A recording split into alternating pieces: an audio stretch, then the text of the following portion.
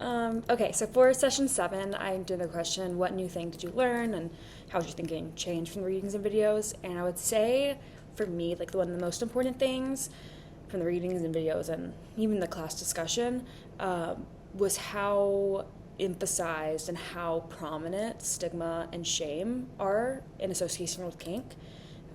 I found the video from Dr. Nellie Cannon, Dr. Nellie Cannon, pretty helpful with that. I'd say learning about like the factors that contribute to the stigma made me kind of just reflect a little bit more and realize I 100% have stereotypes of people who have and practice different types of kinks.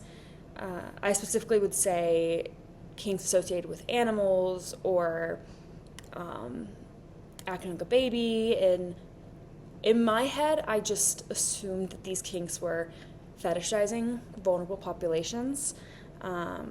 But when I think about it, I'm like, I never took, like, actuality, I never took the time to listen or hear to the community on, like, why they have these kinks and how a lot of these kinks don't even involve sex.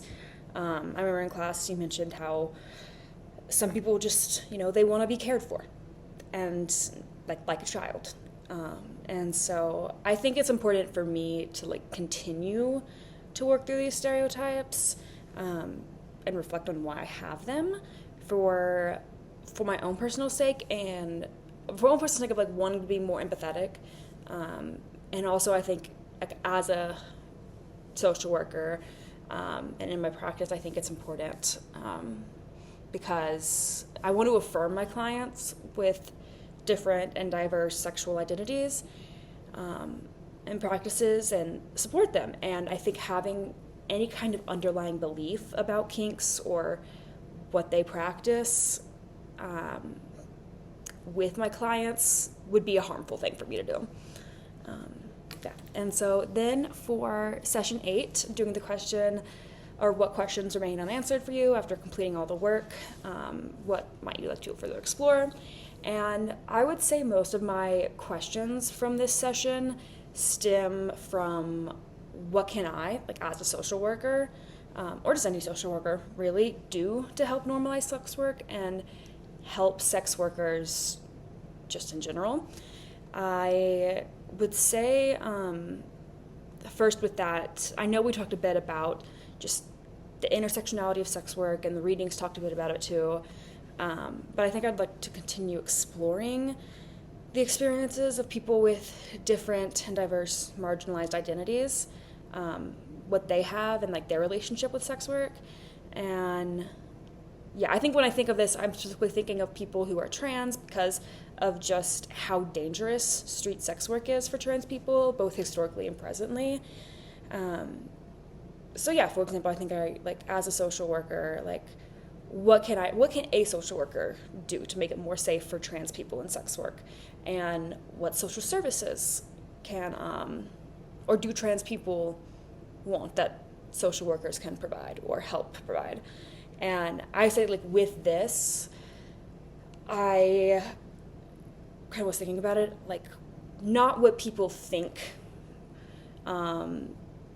trans sex workers, a lot of S words, trans sex workers need, but like I want to know like from the actual community what they want and really how do they want to be approached with it,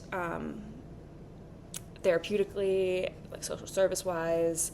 So yeah, I just have a few like just questions about that, but I don't really necessarily have like the exact questions. It's just more of like a broad thing. And I would also say I'm interested in learning more about trauma responses for sex workers.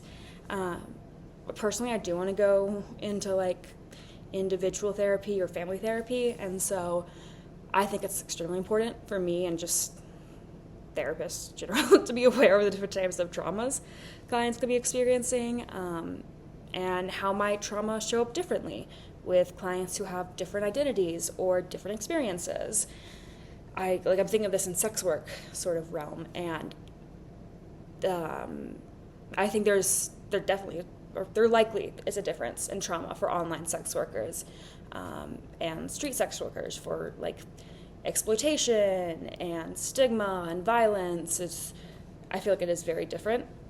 but, the trauma is not invalidated nonetheless. So yeah, again, it's like less of a question, but I'm just interested in continue researching and learning more about the coping mechanisms and trauma responses for sex workers, just for my own benefit, to learn more, and also to potentially help a client.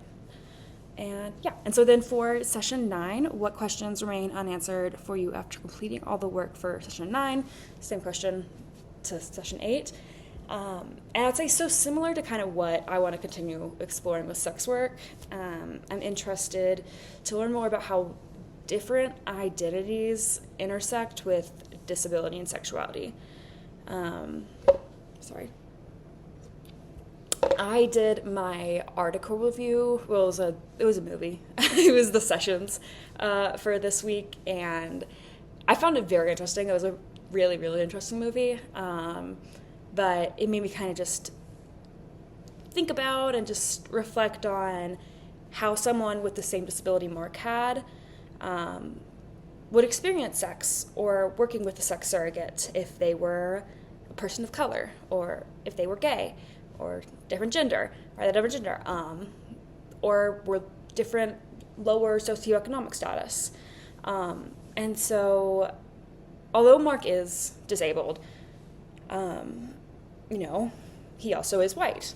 He also is cisgender. He also is a straight man. And so with that comes privilege. And so I think just continue hearing more stories from people who are disabled, and really just making an effort to understand how different identities intersect with disability, creating new and unique obstacles.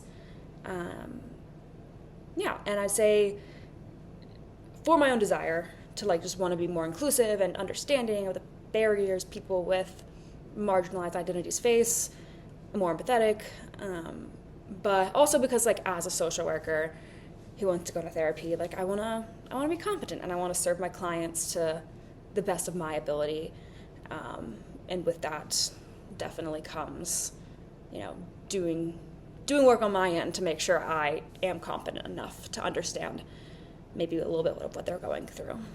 And so, yeah. Thank you.